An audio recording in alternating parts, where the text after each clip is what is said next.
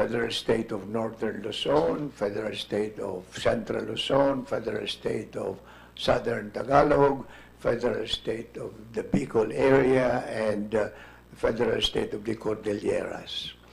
And for the Visayas, Mr. Chairman, 4, Federal State of Eastern Visayas, Federal State of Central Visayas, Federal State of Western Visayas, your area, Mr. President. And the 4th one, I have to make a little pitch for it, because the 4th one, Mr. President, forgive me for saying so, that I think that some imperialist thinkers in Manila believe that this 4th area that I am considering as the 4th federal state of the Visayas is part of Luzon. And I'm referring to the 2 Mindoro provinces, Palawan, Romblon, and Masbate, and Marinduque. Why should this be considered a part of Luzon when these are located in the Visayan Seas? And so this will be the 4th federal state of the Visayas.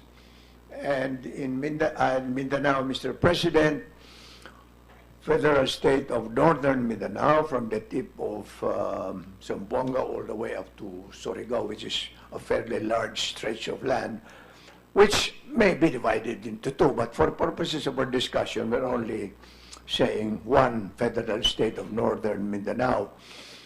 The second is the Federal State of Southern Mindanao, where Davao, Cotabato, etc. are located. And the third, to my mind, Mr. President, a very important one, is the Federal State of the Bangsamoro.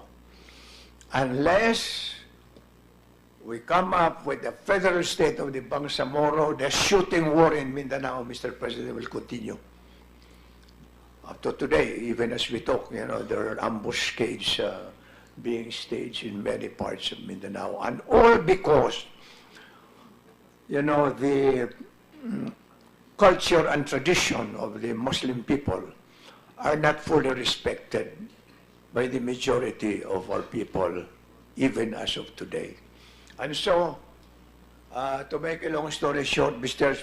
Chairman, that would be the configuration of the federal states that I am proposing.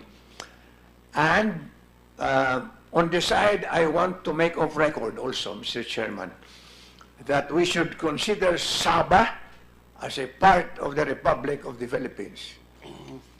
Very often, Mr. President, when we look at the map of the Philippines, we talk only about Luzon, Visayas, and Mindanao. And yet, as a matter of fact, Sabah is ours, Mr. President.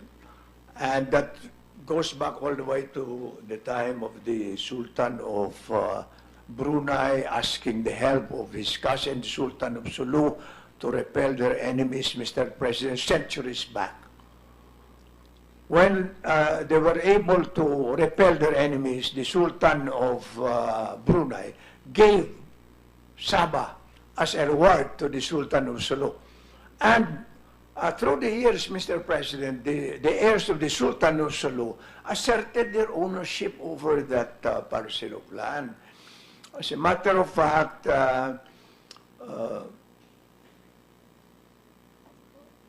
when there was an enterprising businessman, Baron Overbeck, and his partner, business partner. I want to clarify what I mean by partner, Mr. President, because nowadays partners are a different connotation, but Baron Overbeck had a partner, Mr. Dent, and they both went to the Sultan of Brunei, the Sultan of Sulu, asking permission to develop, what's this, Sabah. To make a long story short, a lease agreement was entered into by the Sultan of Sulu with the Baron Overbeck and his business partner. And they call that agreement, Mr. Chairman, Pajak in the Malay language. meaning to say a lease agreement whereby what's his name, Baron Overbeck and his business partner would develop Sabah, but upon payment of, at that time, Mr. President, $75,000 a year. A year for the entire Sabah, Mr. President. But in any event, over the years, the Baron Overbeck continued to pay the Sultan of Sulu and his heirs. And as a matter of fact, Mr. Chairman, let me just say that the complication arose when at some point Baron Overbeck and his business partner surrendered their lease agreement over Sabah, not to the Sultan of Sulu, but to the British Empire, Mr. President. And when Malaysia became independent in 1948, the British government also surrendered the agreement to the to the Malaysian government, laying the basis for Malaysia's claim over Sabah today. But to make a long story short, Mr. President, what I'm trying to say, let us keep it in mind that Sabah is a part of the Republic of the Philippines, and there are documentary evidences which can stand the test of United Nations, the institutions of the United Nations that would cover such controversies, Mr. President. So, let me just say also that in our proposal to adopt a federal system, the President and the Vice President will still be elected by the nation at large. But our proposal is they should be elected as a tandem, because I think that over the years, and I'm not referring to Vice President NENE and President Digong today, over the years, you know that, Mr. President, that when the President and the Vice President come from different parties, upon election, controversies begin to arise. And one is not allowed to attend cabinet meetings. Pardon? Sometimes the Vice President is not allowed to attend cabinet meetings. Correct. And that would arise usually also from the fact that the Vice President, if he or she comes from another party, upon election, will be saying a lot of novenas, kailan ba mamatay itong lokong ito para ako na magiging presidente. But kidding aside, the election of President and Vice President should be retained as one. Now, regarding the Senate, Mr. President, incidentally, the congressmen will be, there's no change, elected by district. The senators, however, Mr. President, I would like to suggest that the senators should be elected by federal state to ensure that every part of this republic will be duly represented in the Senate. In the last elections, Mr. President, only you, coming from the Visayas, only Senate President Relon was elected senator. Nobody was elected to represent Eastern Visayas, Central Visayas, and Mindoro, the Mindoro provinces that I had adverted to earlier. And in Mindanao, only Mix Subiri and Senator Pacquiao. The rest of Mindanao. Huh? Last election. So, I am suggesting that the senators, therefore, should be elected by federal state, so that we ensure that all parts of this republic will be duly represented in the upper chamber of our legislature. And in this regard, I am also suggesting that we should have 6 senators per federal state. So, 6 times 12, that's how many? 72 already. And the normal reactions, yung dami naman yun.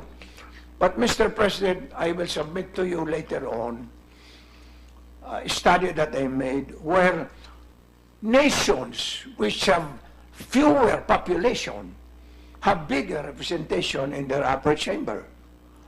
And I'd like to advert to the fact that the 24 number of senators that we have today was based on the population of the Philippines at the time of Quezon and Osmeña, when we were only about 18 to 20 million. But now, sobrang palaanak ang Pilipino, we are now 104 million people, Mr. President. And so, just to fast-track this statement, I want to advert to the fact that the United Kingdom has 6.60 million people, and they have 797 members of the upper chamber. While we have 104 million people, we only have 24. France, 64 million people, 348 members of the upper chamber, and the Philippines only 24. Italy, 59 million, 315 senators. Spain, 46 million, 266. Thailand, 68 million, 150. And this is based on the recent constitutional revision that they had. While we have only 24. Australia, which has more, I think, sheep than people, Australia has 24.31 million people. They have 76 senators. We 104, we only have 24. Malaysia, 30 million people, 70 senators, Mr. Chairman. And so there is a basis to say that we should increase. And add more to the point, if you elect the senators by federal state, the people would know their capacities. They would know them more intimately, and therefore would be prepared to elect qualified people to the positions that we are seeking. So, Mr. President, what else? On the judiciary, Mr. President, the effect of our proposal to adopt the federal system is that there shall still be one Supreme Court. But what we are saying is that the Court of Appeals, which to my understanding, they have about 30 divisions, and there are only some divisions in Cebu and other divisions in Cagayan de Oro. But the rest of the country have no representation from the various courts of appeal. By distributing the courts of appeal to the various federal states, Mr. President, we assure that our people will have easy access to the jurisdictions defined by law regarding matters of controversy among the citizens, and thereby hopefully ensure the fast delivery of justice in this country. Because, Mr. President, if you will notice, one of the biggest problems of this country is the fact that justice is very slowly delivered. And just to cite to you an example, today I'm supposed to go to the RTC in Regional Trial Court here in Manila, attending to the case of the killing of the son of Pistaño. And that happened, more than 20 years ago. And do you know, Mr. President, that up to now we're still having a trial at regional trial court level. So, one of the things that we want to do is to introduce, Mr. President, in the revision of our Constitution, when we adopt the federal system, that deadlines for decisions must be specified. In other words, we should not allow the Supreme Court to, okay, you file a case, okay, but when we decided, that's up to us. There should be specific limitations, Mr. President. And in my recollection, I'll give you a more detailed documentary replica of what I'm trying to say. The decisions of the Supreme Court should be issued 2 years from filing, Mr. President. We should not allow the Supreme Court to sit on the cases that are pending before them. Otherwise, delivery of justice, which is guaranteed by the Constitution, will be put to naught. So, Court of Appeals, 1.8 months. Regional, Sandigan Bayan also 1.8 months. Regional Trial Court, 1.6 months.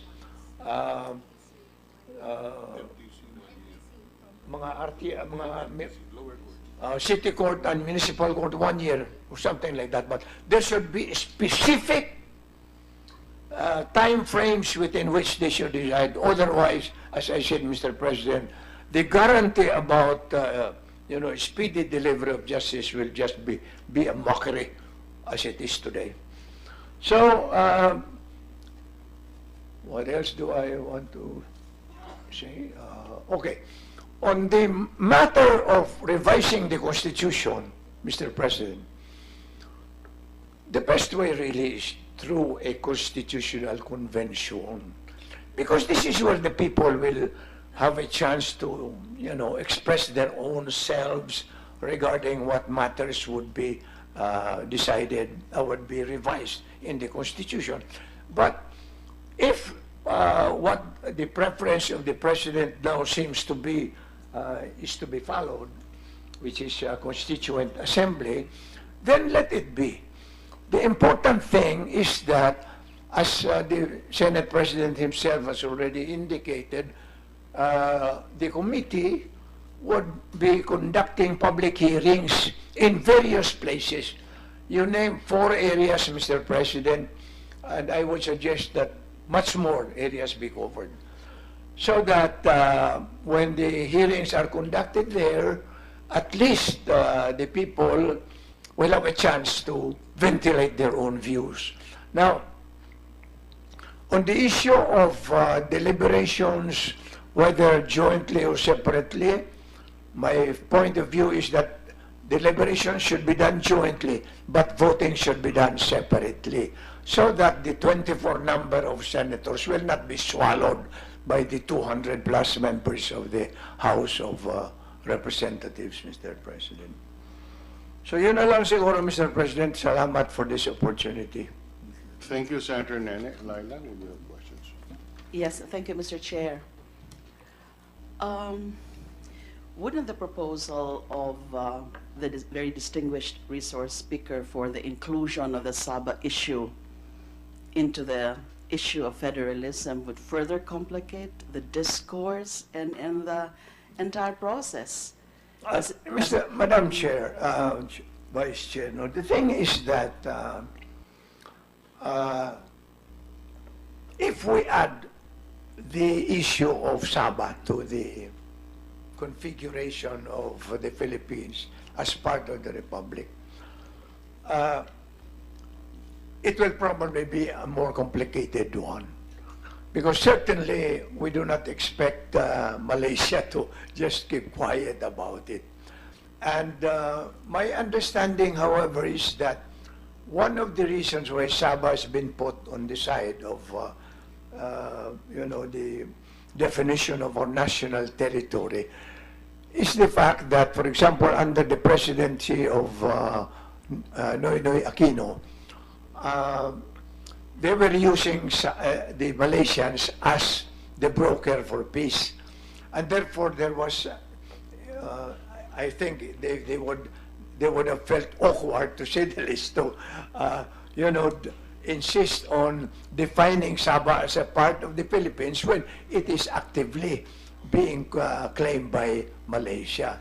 So, how do we resolve that issue? Well, we have to use the you might say the institutions of the United Nations, especially those relating to the Convention of the Law of the Sea, and get them to apply wherever possible. But let us not forget that Sabah is ours, because otherwise the tendency of the millennials will be to forget that that the Philippines is only this part, Luzon, Visayas, and Mindanao, period. Forgetting that Sabah is ours and even Scarborough. Certainly, such posturing of the very distinguished former senator evokes or evinces a very high sense of nationalism and patriotism, to really, propagate or perpetuate the position, the collective position of the country that Sabah ought to be considered as ours. But insofar as the issue of federalism, there is of course very serious reservation about including such discourse, including such a proposed course of action, because it will certainly not only complicate but further delay the process. But having said that, Mr. Chair, in as much as we're now tackling the issue of federalism, and I would not know yet who among the other resource speakers present today are also pro-federalism. But for proper perspective, because I have yet to come up with my own position on federalism, on the issue of whether it's CONAS or CON, my personal stand, my firm personal stand is for constitutional convention. Although I am open to arguments in favor of CONAS, but cannot as yet make a definitive stand on the matter. So of course, on the issue of whether it's voting separately or jointly, I don't think any thinking senator would agree to a joint voting. Joint deliberations, yes, but certainly not joint voting, because it would turn Senate into an irrelevant institution. Now, on the federalism, for better perspective po, I would really want to understand or imagine what President Duterte's federal constitution would look like. Because I have not seen, yes, the idea of federalism has been repeatedly broached, including those, the pro-federalism advocates, but I haven't seen the details, I haven't seen the mechanics. As they say, almost always the devil is on the details. The president offers federalism as a panacea or cure-all to the country's problems. So what exactly would the president's federal constitution look like? Several questions may be raised on Duterte's proposed federal setup. But the most important is what specific powers are left to the federal government, considering that in a federal setup, powers that are not expressly assigned are presumed to be reserved for the states and provinces. Is that correct? Unlike in a unitary system where the presumption is always in favor of the national government. I'm throwing out these questions. I'm not sure whether all of this can be discussed during this public hearing, but this can be subject matter of written submissions from any, from any, some, or all of the invited resource persons. So specifically, this would be the questions.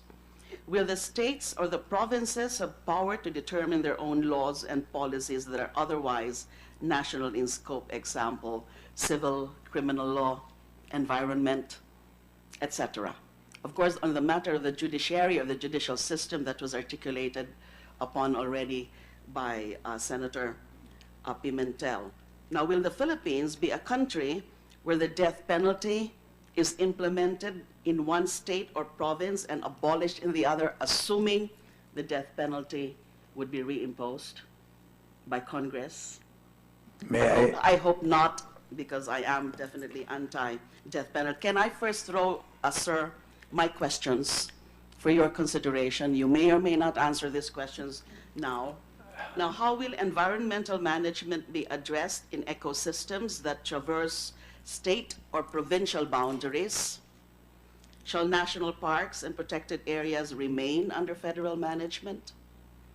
What will be the impact of the decentralization of such policy formulation on a small nation state, such as the Philippines? We are composed of thousands of islands, but certainly we are a small nation state. What are the assurances that the rigidity of policy change identified with the federal setup will not hamper poverty alleviation programs of the national government, considering that under a federal setup, poverty alleviation will most probably be mainly a state or a provincial concern rather than a federal obligation? And what is the impact of federalism on political warlords and political patronage that characterize local Philippine politics? Will federalism exacerbate the patronage system, or will it eliminate it? How will federalism eliminate warlordism and private armies in the countrysides? How will federalism expand the democratic base for politics in localities where political dynasties control a huge patronage of the local economy? What will Duterte's federalism add to the powers of local government and autonomous regions already provided in existing laws?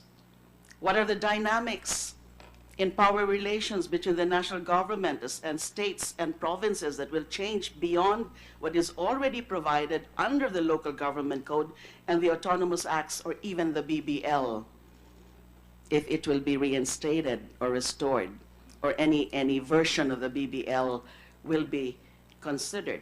Because anti-federalism advocates are insisting that it's just a matter of putting in the right amendments to the local government code instead of going through the extreme change or turn into federalism. How will the federalism achieve what decentralization and devolution under the local government code and the autonomous acts have not? So those are just some of the questions that I want to throw into the table for me to be able to be convinced, or for me to be convinced about the merits and the beauty of federalism, because as I mentioned, I have not decided yet on this matter. Thank you, Mr. Chair, for the opportunity to raise some thoughts. Maybe Senator Pimentel can briefly respond in general to the concerns. We need not go into the very specific answers, given the fact that many of these can be threshed out if we either have a con-us or a con-con. So maybe very briefly, Senator Pimentel can respond to the queries of my colleague. Thank you, Mr. Chairman. I'd like to point out the fact that under the proposed federal setup that we are discussing, incidentally, I have not talked to the President about this.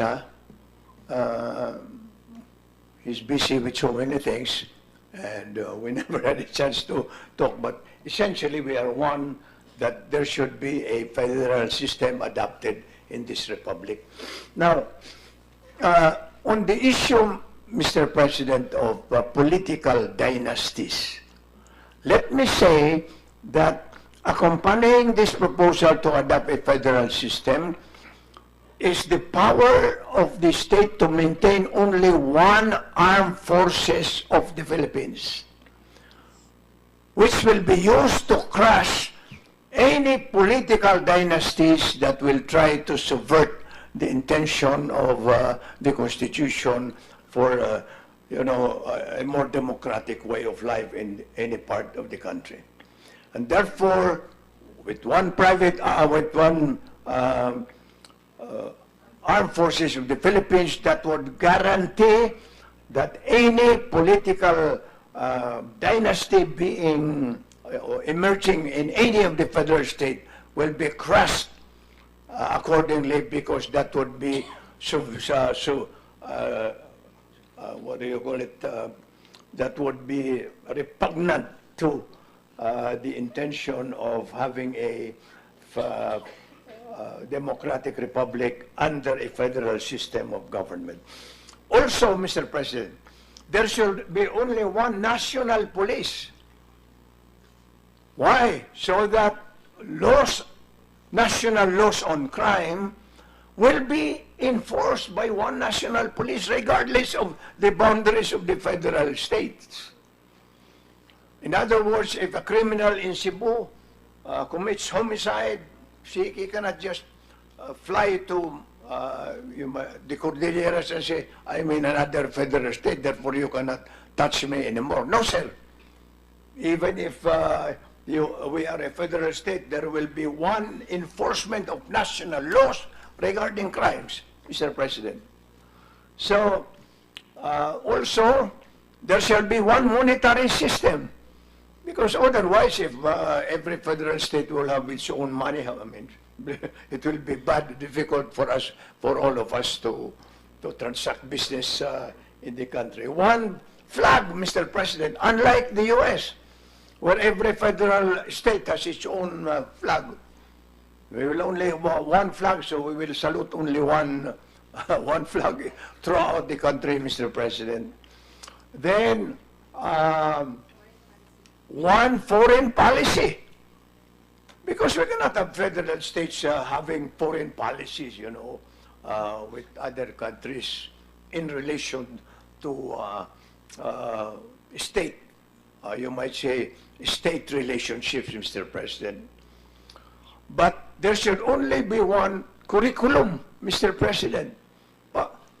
Because if you are a resident of Negros, and you want to transfer your family, and you have a 2-year-old boy in Negros, he should be, that son or daughter should be admitted in other parts of the country, even if you happen to go to another federal state. But in the matter of investments, Mr. President, investments should be left to the definition of the federal states concerned of what is good for them, for their locality, so that they can provide work for their people. So these are some of the ideas that we are trying to propose.